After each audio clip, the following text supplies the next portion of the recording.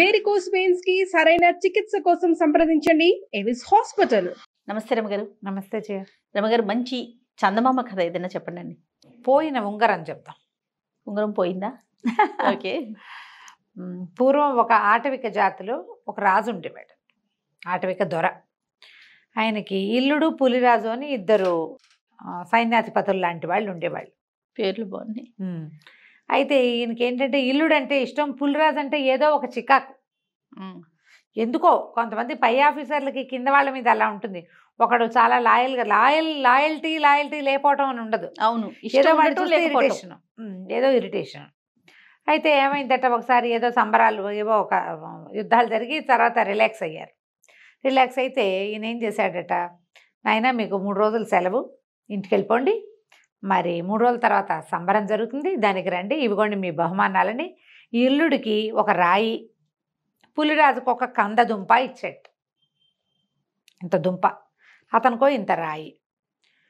పోతున్నారు ఇళ్ళకి. నడిచి వెళ్తుంటే ఇతను అన్నాడు, ఏం చక్క రాజుగారికి ఏమిట్రా ఇంత పక్షపాత బుద్ధి, నాకు దెబ్బరాయి ఇచ్చాడు, నీకేమో కంద ఇచ్చాడు, ఎంచక్క కూర వండుకోవచ్చు, పులుసు పెట్టుకోవచ్చు, వేపుడు చేసుకోవచ్చు, అట్టు పోసుకోవచ్చు, ఈ రాయి నేను చేసుకుంటా అంటే పులిరాజు అన్నాడు, పోన్లే ఏముంది, నీకు కంద మీద మనసుగా ఉంటే. కందం చూసేసరికల్లా వంటకం ఊహ వచ్చింది అతనికి. ఇతనికి ఏమి రాలా, కావాలంటే తీసుకోమన్నాడు. అనగానే ఇల్లుడు సంతోషంగా, నీకేం ఇబ్బంది లేదు కదా, నీకు ఓకే కదా అని అడిగి కందదుంప తను తీసుకుని ఆ రాయిని ఈ పులిరాజుకి ఇచ్చాడు. మార్చుకున్నారు, ఇళ్ళకి వెళ్ళిపోయారు. ఈ ఇల్లుడు ఇంటికి వెళ్ళంగానే వాళ్ళ ఆవిడకి ఆ కందదుంప అందించి, పులుసు చేవే తిందాం, ఎన్నాళ్ళు అయింది, మా చిన్నప్పుడు మా అమ్మ చేసేది, ఇట్లా మాట్లాడి దుంపతోటి కూర చేయించుకుని తినేసాడు. ఈ పులిరాజు ఆ రాయి మాట మర్చిపోయాడు. ఏదో ఊరికే మోసుకొచ్చాడు, ఒట్టి రాయి పక్కన పడేసాడు. లోపలికి వెళ్ళాడు, కాలు చేతులు కడుక్కున్నాడు, ఏదో పిల్లాజల్లని చూశాడు, భార్యతో మాట్లాడుకున్నాడు. రాత్రి భోజనాలు చేశాక వెన్నెట్లో పడుకుని కబుర్లు చెప్పుకున్నాడు. జ్ఞాపకం వచ్చింది, ఏది దొరగారు ఇచ్చిన రాయి అని తీసుకున్నాడు. తిప్పి చూశాడు, దానికి ఏదో చిన్న పగులుంది ఆ రాతికి. తళుక్కుమంది అందులోంచి. ఏంటో తళుక్కుమంటోంది, అంతుంది రాయి. తళుక్కుమంటోంది ఏమిటో చూద్దామని ఓ సన్న చాకు పట్టుకురావే అని ఈ పిడిబాకులు ఉంటాయిగా, ఆ పిడిబాకు తెప్పించి ఆ చీలికలో ఇంకా కొంచెం చీరి కొంచెం గట్టిగా ప్రయత్నం చేస్తే పళక్కమని విడిపోయి దాని లోపల నేర్పుగా దాచిన బంగారు ఆభరణాలు బయటపడ్డాయి. ఓ గొలుసు, ఇది ఉన్నాయి అందులో గొలుసులు. తను ఆశ్చర్యపోయాడు. ఆయనకు అనిపించింది రాజుగారి పక్షపాత బుద్ధి, వాడికి బంగారం ఇవ్వదలుచుకున్నాడు. అందుకని ఏం చేశాడు, రాయి వాడి దగ్గర ఉంటే ఏదో ఒక రోజు చూసుకుంటాడని బంగారపు వస్తువుని రాయి షేపులో మట్టి ముద్ద అది అందులో పెట్టించి పొదిగించి వీడి చేతికి ఇచ్చేశాడు. వాడు తెలివి తక్కువగా మనతో మార్చుకున్నాడు. సరే బాగుందా. 3 రోజుల తర్వాత సంబరాలు. ఈ ఇల్లుడు తన దారిని తను వచ్చాడు. మన పులిరాజు మెళ్ళో గొలుసు వేసుకున్నాడు. 2 గొలుసులు, పెద్ద గొలుసు, చిన్న గొలుసు వేసుకుని కనపడ్డారు సంబరంలో. కనపడేసరికి దొరగారు చూశాడు. ఆయనకు అర్థమైంది, ఈ గొలుసు ఎక్కడిది నీకు అన్నాడు. అంటే అతను చెప్పాడు, కాదండి మేము వెళ్ళేటప్పుడే దొర ఇల్లుడు ఈ రాయిని మొయ్యలేకపోతున్నాను, రాయి తీసుకుని కందదుంప ఇవ్వమన్నాడు, అందుకని కందదుంప ఇచ్చానంటే రాజు గుళ్ళు మండిపోయింది, కోపం వచ్చేసింది. కోపాన్ని దాచుకోలేకపోయాడు. సరేలే నీకు ప్రాప్తం ఉందన్నమాట అన్నాడు, కానీ ఒక రకమైన మంట మొదలైందనమాట. అయితే పులిరాజుకి అర్థమైంది రాజుకు తన మీద కోపం వచ్చేసింది అని. ఏం చేసి ఉండాలి, బహుశా రాజు ఉద్దేశం దొరకంగానే ఇలా దొరికింది అని తీసుకొచ్చిస్తే ఎలా ఉండేదో. మాకు బహుమానాలు ఇచ్చాక నీకెందుకు ఇస్తారు వెనక్కి, అంతే కదా కదా. నిజంగా ఏం చేయాలో అది చేశారు. ఆయనకి నచ్చల. ఇల్లుడు కూడా నాకు ప్రాప్తం లేదు దొరా, వాడికి ప్రాప్తం ఉంది అన్నాడు.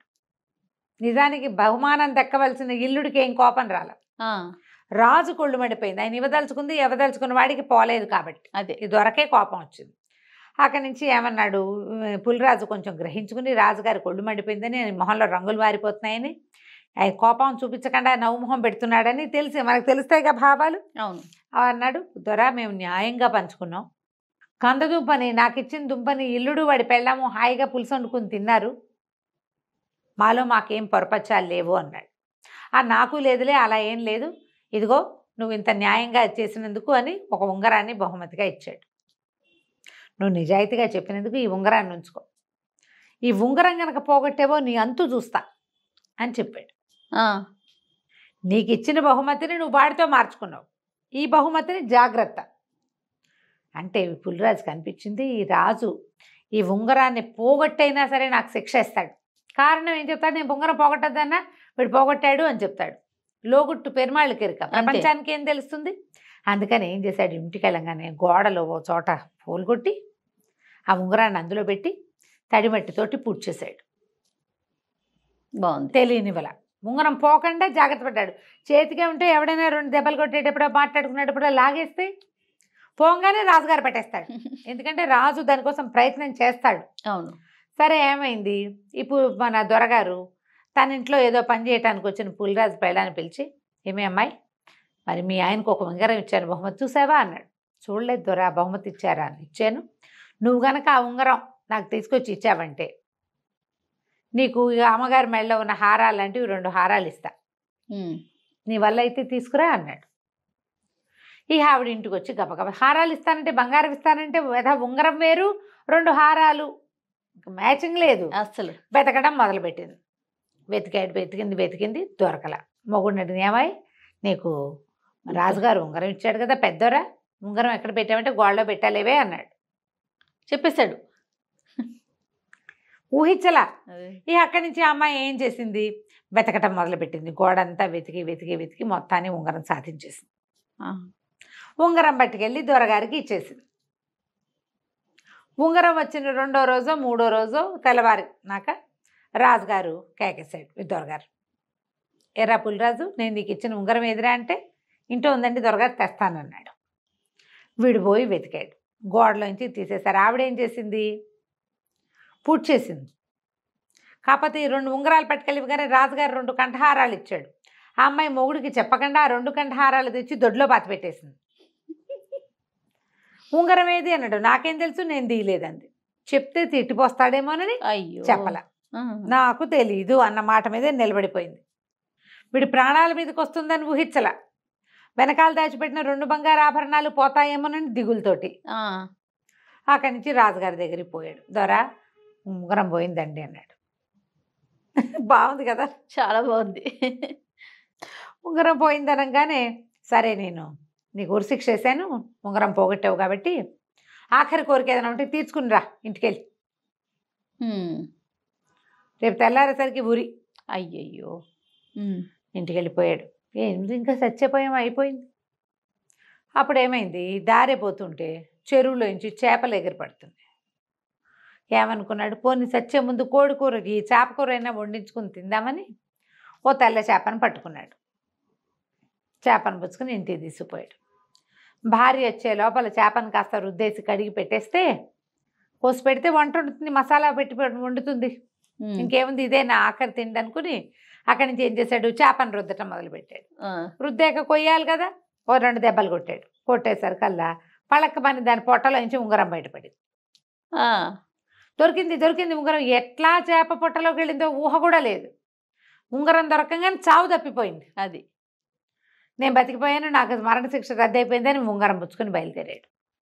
రాజుగారు ఏం చెప్పాడు, ముందు భటులందరికీ వీడు ఉంగరం పోగొట్టాడు కాబట్టి వీడికి ఉరిశిక్ష రేపొద్దున వేయండి అన్నాడు.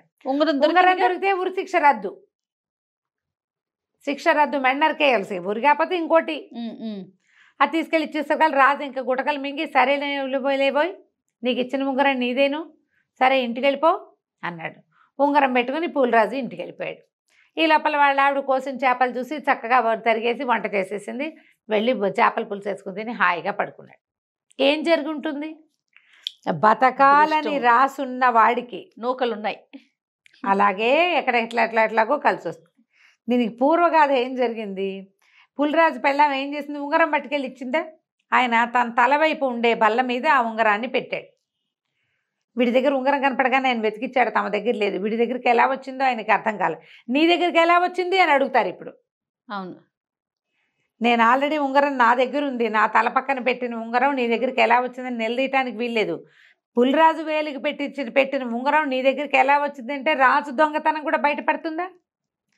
ఏమైంది, అప్పుడు తల దగ్గర పెట్టేసరికల్లా ఒక ఎలికొకటి తిరుగుతూ ఆ బల్ల మీద నుంచి ఆ ఉంగరాన్ని తోసేసింది. ఆ కింద ఉన్న నీళ్ల కుండలో పడింది ఆ ఉంగరం. కుండలో అడుగున అన్ని నీళ్లున్నాయి. ఆ నీళ్ల కుండ తీసుకెళ్ళిన పనివాడు ఆ కుండని నీటిలో ముంచి చెరువులో ముంచి నీళ్లు తీసుకొచ్చాడు. చెరులో ముంచంగానే అందులో ఉన్నది మొదట బయటికి వెళ్ళిపోతుంది కదా, అది చేప మింగింది. అదే చేప మింగింది. ఆ చేపే వీడికి దొరికింది. అసలు చూడండి. బతికే రోజు ఉంటే అసలు ఎంత ప్రమాదాలు ఎంత ఇదైనా సరే అడ్డదిడ్డంగా కాళ్ళు చేతులు మెళ్ళు విరిగిపోయిన వాళ్ళు కూడా బతికేస్తారు జయ. అవునండి. ఎవరో ఒకళ్ళు వాళ్ళని తీసుకెళ్ళి అట్లా రక్షించేస్తారు. ఇంకోళ్ళు ఉంటారు ఏముండదు, చిన్నది ఇక్కడ టిక్కుమని ఇట్లా తగిలింది చనిపోతారు. అలా వచ్చేస్తుంది. వీడికి భూమి మీద నూకలున్నాయి, వాడికి అదృష్టం ఉంది. భార్యే తీసుకెళ్ళి అవగరాన్ని ఇచ్చేసి వీడికి మృత్యు ద్వారాలు తెరిచినా కూడా మళ్ళీ మూసుకుని బయటకు వచ్చేసాడు. వచ్చేసాడు కథ కంచికి మనం ఇంటికి. సూపర్. నమస్తే రమ్మగారు. నమస్తే.